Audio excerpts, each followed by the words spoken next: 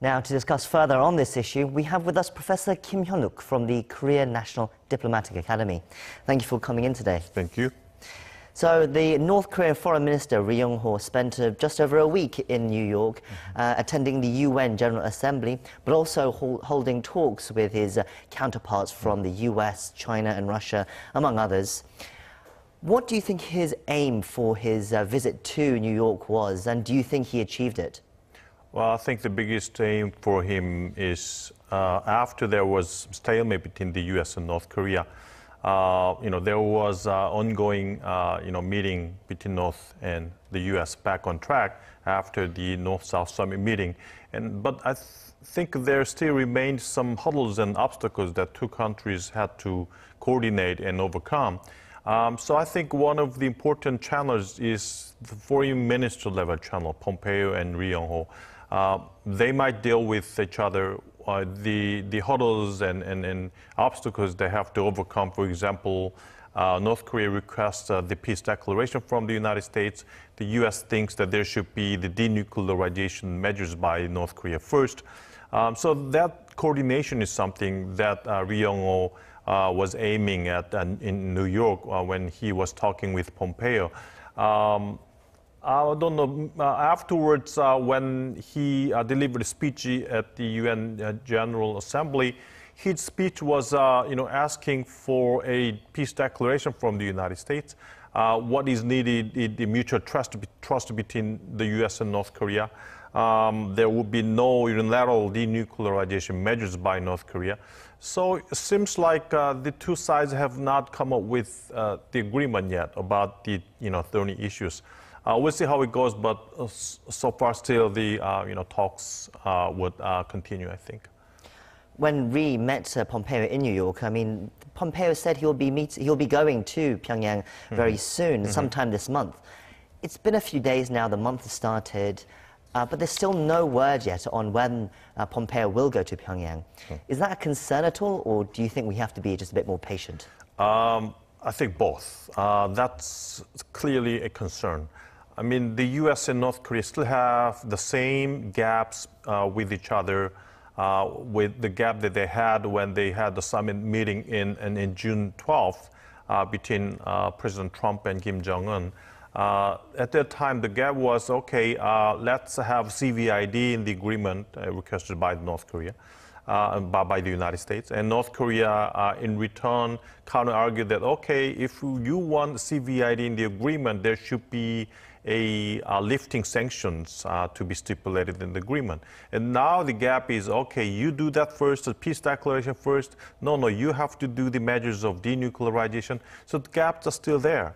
But I think two sides, North Korea and the U.S., does not want to break the frame of negotiations. They still need to continue the frames of negotiations. So I think for some time, we can just be patient. I mean, South Korea is sometimes eager to intervene if things seems kind of stalemated. But I think sometimes we have to be patient because they don't want to break the frame. The frame goes, away and seems like to be broken down. I think they will come up and feel like, oh, this is a crisis. We have to talk and we have to make this continue again.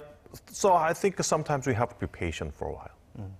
So you say the two sides don't want to break the frame yet, but a new factor that has come in over the last couple of months is the new U.S. Special Representative on North Korea, Stephen Biegun. So the U.S. State Department appointed this new figure to deal with North Korea as well. And there were signs that the State Department and Pompeo actually announced that there would be talks with Stephen Biegun in Vienna with North Korean representatives very soon. But again, there's no word on those talks either. I mean, what do you think, Professor? Do you think we will see some sort of talks in Vienna soon? And what are they going to be about? This talk is also related to the gap between the two countries that we just have talked about. The gap between the peace declaration requested by North Korea and the denuclearization measures by the United States. What has been reached as an agreement between North and South Koreas in the summit meeting was, okay, if there's some corresponding measures by the United States, North Korea would dismantle Yongbyon facilities. But the U.S. requested, okay, dismantling the Yongbyon facilities should accompany the verification. So that's why they decided the meeting place as Vienna, which has IAEA and CTBTO. A lot of experts about the verification are there. So when Biegun and North Korean representative going to talk in Vienna, that means that they were talking about the verification issues. That means that they have agreed upon the verification accompanied at the Yongbyon facility site. If there's no talk begun yet, that means that they haven't agreed upon anything about it. Maybe North Korea will request, okay, there should be some corresponding measures, something like the peace declaration from the United States. Okay, the U.S. says, okay, there should be the measures of destroying the Yongbyon facilities with, inspectors on the site. So that kinds of, ideas are still colliding each other. I have not coordinated yet. You also mentioned a couple of times the declaration to end the Korean War. That was very much flagged up by Ri Yong-ho during his UN speech. But then a North Korean state media commentary was issued earlier today. It was a rather curious rebuke. I mean, on the supposed North Korea, basically it was saying North Korea experts are saying North Korea is demanding from the US the declaration to end the Korean War is needed in exchange for denuclearization. It stated that this declaration is not a bargaining chip. That's what the North Koreans are saying, and that it's something that should have been settled a long time ago. Even going as far as to say that actually, if the US doesn't want it, we don't want it either. It's kind of a childish kind of almost a rebuke. I mean, how do you interpret this response? Maybe North Korea would need some measures to guarantee its regime security before it begins denuclearization. That's something that they request as the form of peace declaration to end the Korean War. I think North Korea knows that Trump needs some kinds of outcome before midterm election. And kind of looking at that one and focusing on that time issues, North Korea is pressuring President Trump.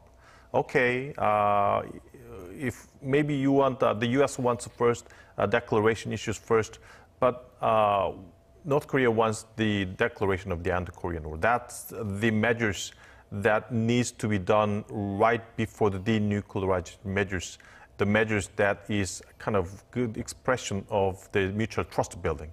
Also, looking at that, it's a pressuring, President Trump. President Trump definitely needs to have an agreement, whether they have summit meeting before the midterm or after the midterm election. But anyhow, the President Trump needs to come up with an agreement. And I think, this is, kind of a way to pressure Trump. Okay, if you can accept it, okay, fine. Let it be, okay, that kind of issues, kind of a bargaining chip that North Korea is using with President Trump, I think. Let's move on to South Korea's relationship with North Korea. So on Thursday, in a couple of days' time, South and North Korea will celebrate the 11th anniversary of the 2007 Inter-Korean Summit and the declaration that was signed there, with a joint event being held in North Korea. South Korea is sending a delegation of 150 people, with about 20 government officials as well. Why have the two Koreas agreed to do this, and what is its significance? This is very meaningful anniversary, I think. The President Roh Moo-hyun and Kim Jong-il at the time had a summit meeting. They have come up with an agreement, very detailed agreement about how we can enhance the North-South exchanges in almost every field, including the economic field. And, Panmunjom Declaration is inheriting a lot of things that was contained in the agreement. So that's very meaningful. Second, I think North-South needs to talk more in detail in a working level about how two countries can implement all the issues that has been agreed in the Pyeongyang, joint agreement. So that's why there are a lot of people, like 150 people and 20 government officials visiting North Korea for that anniversary. And also, I think very thorny issues and sensitive issues, for example, forming a peace area in West Sea around the NLL area. That has been mentioned at the October 4th summit meeting, and again at the Panmunjom Declaration. Still needs to be clarified. There have not been agreed, standard about in which area they would build the peace area in the West Sea. So all that kind of things might be talked in this anniversary, I think, and the origin of all these issues is the October 4th summit meeting in 2007. Do you think Kim Jong-un will make an appearance? Well, I think this is a very meaningful one. He has been paying a lot of attention to the South Korean envoys visiting North Korea. The meaning that he can find by participating in this anniversary is that North and South Koreas can continue the meetings in a working level with the origin of Roh Moo-hyun visiting North Korea, who has came up with a lot of detailed exchanges which North Korea desperately wanted from the South Korea. So I think Kim Jong-un would come and participate and celebrate the anniversary, I think, together with South Korean delegates, I think.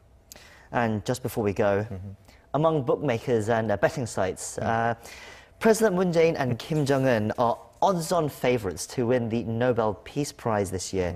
Some have pointed out that it's actually difficult this year because it's too late, as all suggestions for the prize have been made earlier in the year, and there's not been enough time. But do you think it could happen?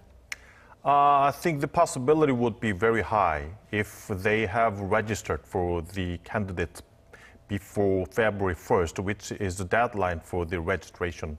Unfortunately, all the events, for example, the U.S. North Summit meeting and North-South Summit meeting has been held before the February 1st. So I don't think the candidate registration would not have been done. So they are not viable candidates. If possible, I think they would try second shot next year before February 1st.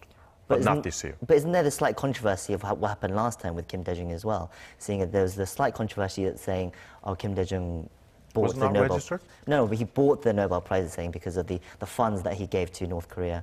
There was a slight issue there in the past. Oh, I don't think it's the matter of funds. This time it's the matter of process of registration.